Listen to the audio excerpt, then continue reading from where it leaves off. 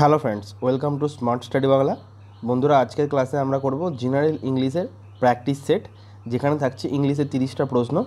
সেখানে কনসেপ্ট সমেত আপনাদের উত্তরগুলো করে দেওয়া হবে। তো অবশ্যই প্রথম থেকে শেষ পর্যন্ত দেখুন। আশা করছি ক্লাস আপনাদের ভালো লাগবে। ঠিক আছে, আর চ্যানেলটিকে সাবস্ক্রাইব করতে ভুলবেন না, আর বন্ধুদের সঙ্গে শেয়ার করতে ভুলবেন না। তো দেরি না করে শুরু করা যাক। তো বন্ধুরা, প্রথম প্রশ্ন কী আছে দেখুন। প্রথম প্রশ্ন আছে ফিল ইন দ্য ব্ল্যাঙ্কস। এখানে ফিল ইন দ্য ব্ল্যাঙ্কস করতে হবে। ঠিক আছে, number 46, John is the dash boy in his class. এখানে দেখুন সহজ থেকে শক্ত সব রকমই মানে মডারেট পেপার আছে। ঠিক আছে, John is the dash boy in the class, good and better best. দেখুন দায়ের পাশে তো অ্যান বসবে না, এটা কাটা। এবার তিনটে ফর্ম আছে, গুড বেটার বেস্ট, কোনটা বসবে? তো আমরা জানি দা বসে সুপারলেটিভ ডিগ্রির আগে, আর গুডের সুপারলেটিভ ফর্ম হচ্ছে গুড বেটার বেস্ট। তাহলে John is the best boy in the class.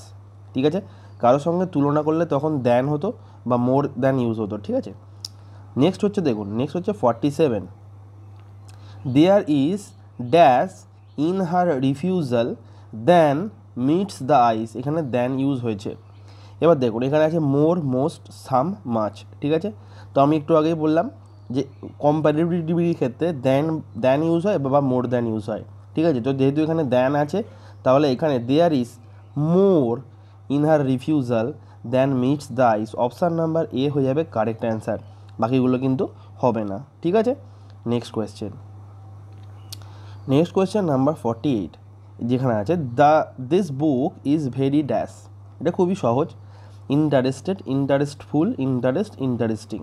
তো এটা আমরা সকলেই জানি, এটা সহজ উত্তর। The book is very interesting, বইটি খুব মজাদার। ঠিক আছে, নেক্সট,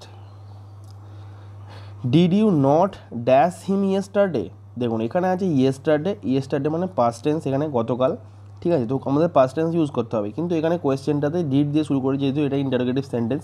এখানে ডিড দিয়ে শুরু করি, তাহলে ভার্বের প্রেজেন্ট ফর্ম এখানে ইউজ হবে, পাস্ট ফর্ম কিন্তু নয়, কারণ এখানে ডিড করা আছে। তা আমরা যখন এর উত্তরটা দেবো তখন ডিড উঠে গিয়ে ভার্বের পাস্ট ফর্মটা ডাইরেক্ট ইউজ হতো। কিন্তু এখানে আছে ডিড ইউ নট, তাহলে এখানে প্রেজেন্ট টেন্স ইউজ হবে, যেহেতু ডিড দিয়ে এখানে পাস্ট টেন্স করেই দেওয়া আছে।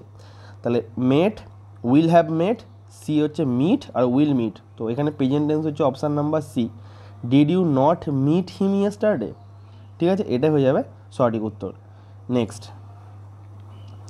এখানে নাম্বার 50 কোয়েশ্চেনে দেখুন, the roof of this building is dash strong. তো কী হবে সঠিক উত্তর? The roof of this beautiful is very strong. Option number A হয়ে যাবে সঠিক আনসার, ভেরি স্ট্রং। এবার অনেকে প্রথমে দাদা টু কেন হলো না, টু স্ট্রং। টু তখনই ইউজ হয় যখন দুটো জিনিস বলে দেয়, একটার থেকে অপরটা ভালো বোঝাতে, তখন আমরা টু ইউজ করি। ঠিক আছে, বোঝা গেল? She is too weak to walk, বোঝা গেল? এরকমভাবে ইউজ হয়, টু উইক টু ওয়াক। ঠিক আছে, এতটাই দুর্বল যে সে হাঁটতে পারছে না। ঠিক আছে, সেরকম, অর্থাৎ দুটো জিনিসের প্রয়োজন হয় যখন টু ইউজ হয়। নেক্সট এটাও আছে ফিল ইন দ্য ব্ল্যাঙ্কস, এখানে দুটো দেওয়া আছে। নাম্বার 71 দিয়ে যেটা দেওয়া আছে, I am dash forward to our picnic schedule in the next month. মানে সামনের মাসে এগিয়ে নিয়ে যেতে চাই, মানে সামনের মাসে আমাদের পিকনিকের যে শিডিউলটা আছে সেটাকে নিয়ে যেতে চাই। অর্থাৎ এখানে হবে আই অ্যাম কি ফরওয়ার্ড, লুকিং ফরওয়ার্ড, মানে আমি ভাবছি যে আমার সামনের মাসে করব পিকনিকের প্ল্যানটা। ঠিক আছে, তো looking forward. Next number 72, they decided to dash down their original plan for the bigger house and make it smaller. ঠিক আছে, অর্থাৎ এখানে বলতে চাইছি তারা ঠিক করেছিল যে তাদের বড় বাড়ি তৈরির প্ল্যানটাকে ভেস্তে দেবে এবং তারা ছোট বাড়ি করবে। সেই জন্য বলছি এখানে দে ডিসাইডেড টু, এর সঠিক উত্তর হবে টার্ন ডাউন। এটার ফেজাল ভাব হিসাবে ইউজ হচ্ছে টার্ন ডাউন। ঠিক আছে, turn down their original plan for the bigger house and make it smaller. Next question হচ্ছে ইডিয়ম ফ্রেজ। ঠিক আছে, বলছেন 26-এর ইডিয়মটা আছে অফ নো অ্যাভেল মানে যার কোনো অ্যাভেলেবিলিটি নেই। অর্থাৎ তাহলে কী হবে সঠিক উত্তর? চারটি অপশান আছে, কাইন্ড হার্টেড, ডিসডেন, ইউজলেস আর প্রফিটলেস। কাইন্ড হার্টেড মানে আমরা জানেন, আর প্রফিট লস মানে এটা জানেন। এখানে হচ্ছে অফ নো অ্যাভেল মানে যার কোনো অ্যাভেলেবিলিটি নেই, অর্থাৎ সে হচ্ছে কোনো কাজে নয়, ইউজলেস।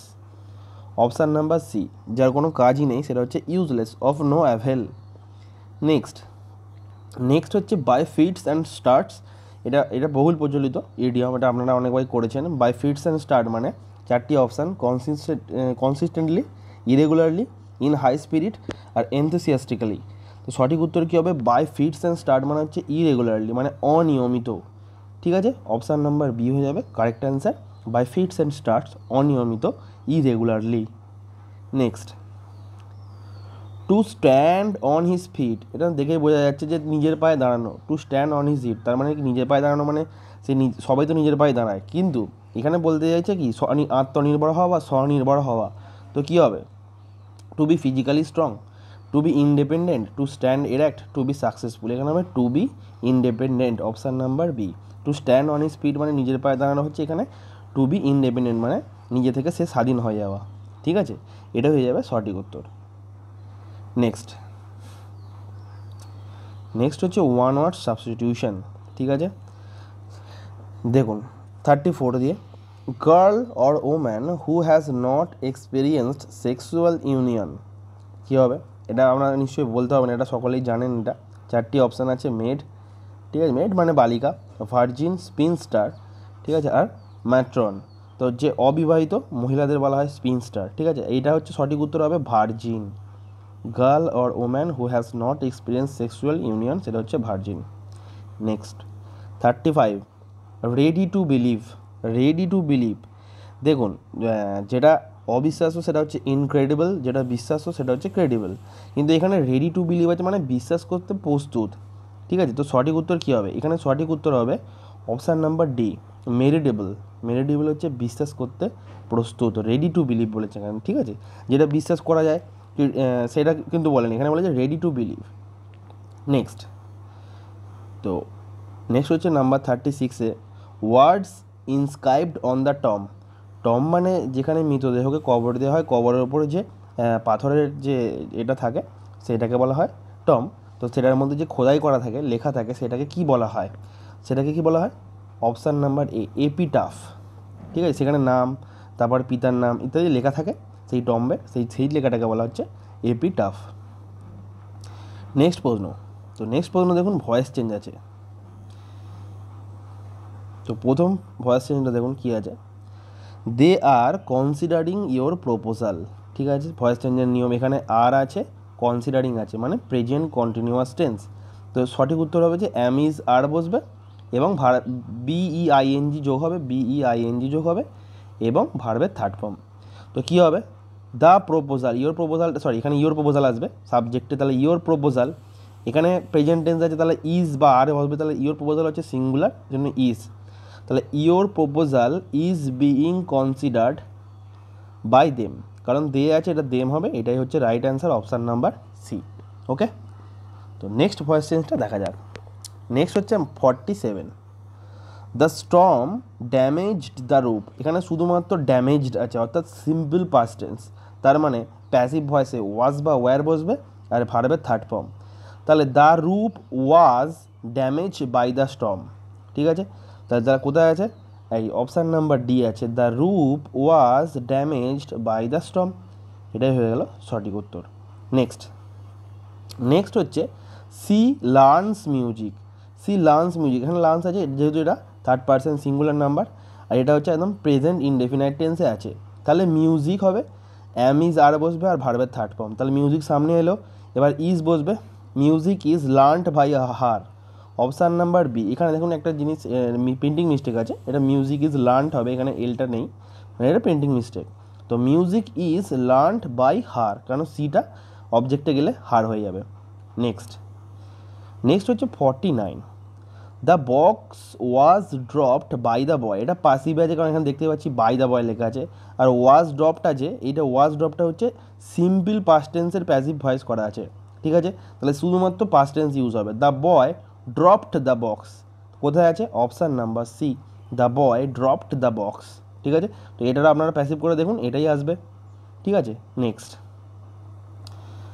হচ্ছে এখানে number 50, the news surprised me. The news surprised me, এটা সারপ্রাইজ, এটা সিম্পল পাস্ট টেন্সে দেওয়া আছে। ঠিক আছে, কারণ এখানে কোনো বিভার্বি ইউজই নেই, মানে অ্যাম ইজ আর বা ওয়াজ ওয়ার কিছু ইউজ নেই, শুধুমাত্র এটা দেখেই বোঝা যাচ্ছে সারপ্রাইজড আছে মানে এটা সিম্পল পাস্ট টেন্স, তো মিটা যেহেতু অবজেক্ট আছে সেটা সামনে এলে আই হয়ে যাবে, তাহলে আই ওয়াজ হবে, কেন এখানে পাস্ট টেন্সেই দেওয়া আছে, তাহলে I was surprised at the news. By the নিউজের থেকে অ্যাট দ্য নিউজটাই হচ্ছে মানে correct. Okay, I was surprised at the news. বোঝা গেল ভয়েস চেঞ্জ। দেখি নেক্সট কোয়েশ্চেন। নেক্সট কোয়েশ্চেন আছে এখানে সেন্টেন্স ইমপ্রুভমেন্ট।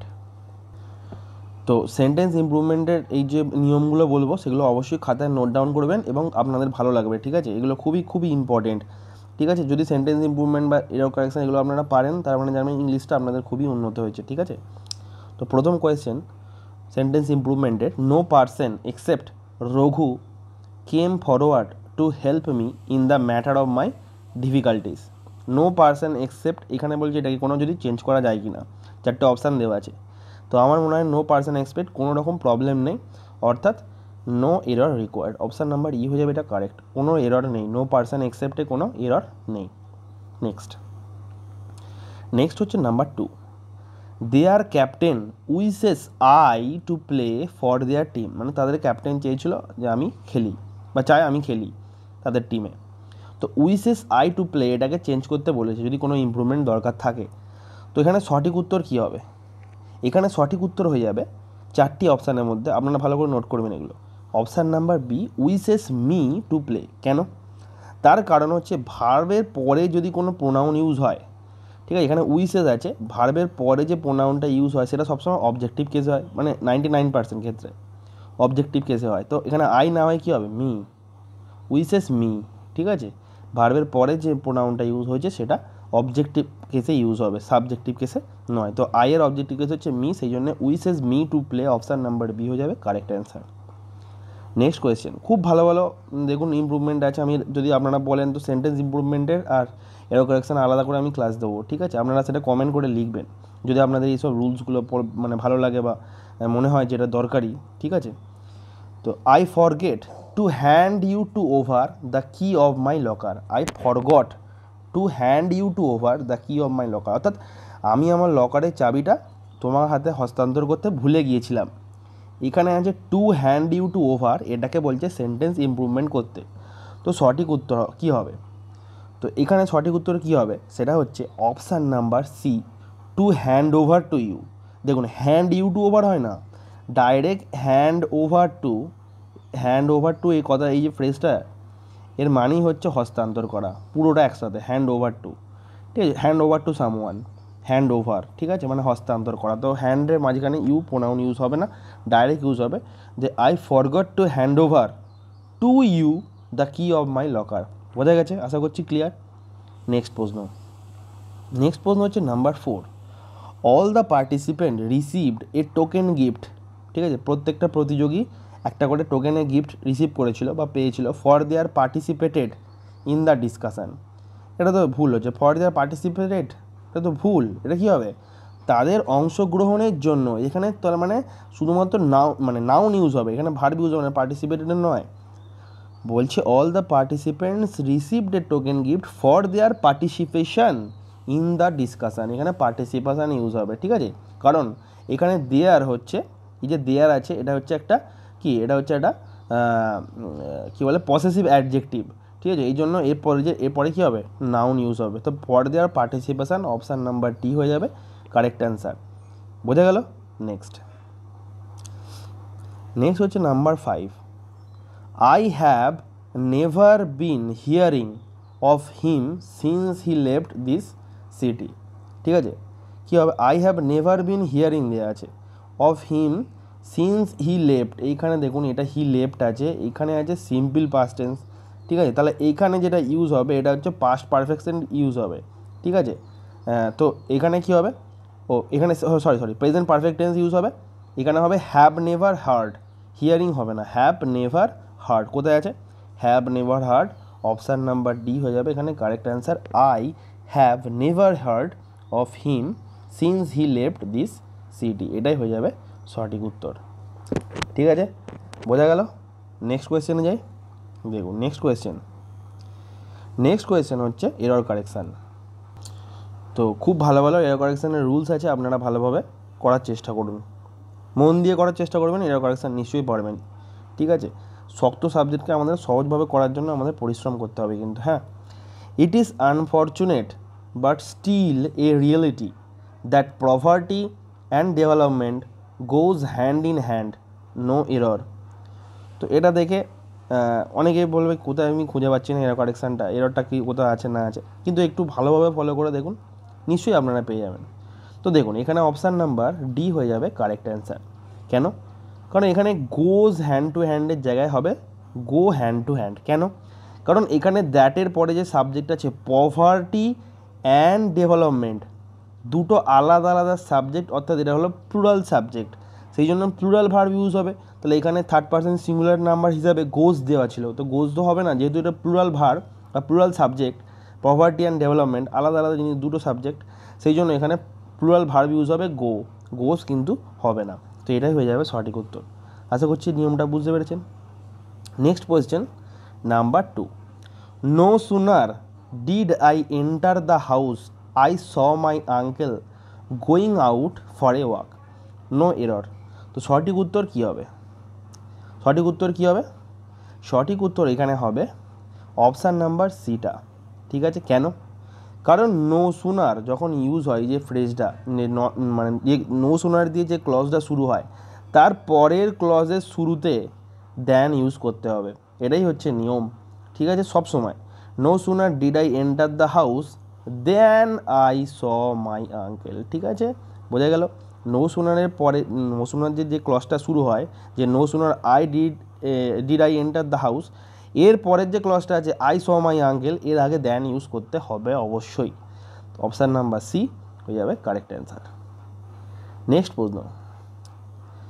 প্রশ্ন number 3, Ramesh is unfortunately accused with stealing a handful of orange from Mohan's garden. এটা আপনারা সকলেই করতে পারবেন। কারণটা কি? কারণ এটা হচ্ছে এরর অফ প্রিপোজিশন।